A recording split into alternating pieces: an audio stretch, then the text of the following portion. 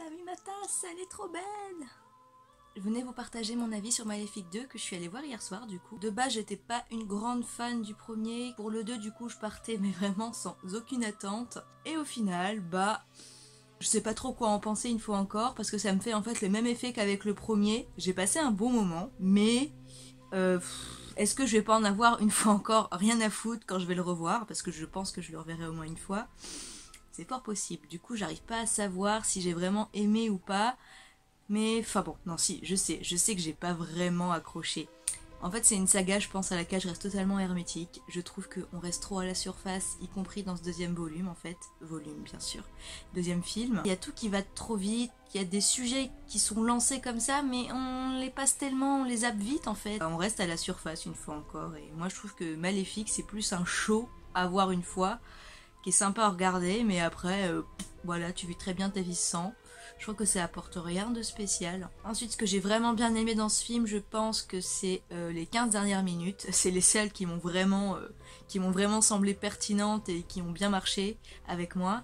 Sinon, j'ai bien aimé... visuellement encore, c'était beau, hein, même si je trouve que le royaume, enfin le château des parents de Philippe est très... J'aime pas du tout, je trouve ça très moche. Maléfique dans ce film est sublime. Il y a vraiment des plans, à un moment où elle a les cheveux lâchés, je n'en dirai pas plus pour pas spoiler, mais voilà, elle est trop belle. Vraiment, elle est magnifique, c'est si bien filmé. Vraiment, c'est une jolie réussite visuelle, et les robes de Maléfique, pareil, à tomber par terre. Les robes d'Aurore, oh mon dieu. Je les ai trouvées affreuses, honnêtement. Pendant tout le long du film, on aurait dit qu'elle était en pyjama. Il n'y a que la dernière que j'ai trouvée très jolie. Mais les autres, non. Il y a des personnages qui retournent leur veste, entre guillemets, c'est pas vraiment ça, mais on va dire qu'ils changent de position un peu trop rapidement, il n'y a pas vraiment de justification. J'arrive vraiment pas à accrocher aux histoires à chaque fois, je trouve ça du spectacle, mais un peu superficiel. Donc, il y a des idées qui de base sont pas mauvaises, mais je sais pas, c'est un peu mal exploité. Alors, même problème que pour le premier, par contre, les personnages secondaires,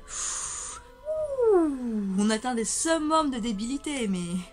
c'est pas croyable, non mais déjà que j'aimais pas trop Aurore et Philippe dans le premier film, mais là, c'est pas vraiment des lumières, on va dire.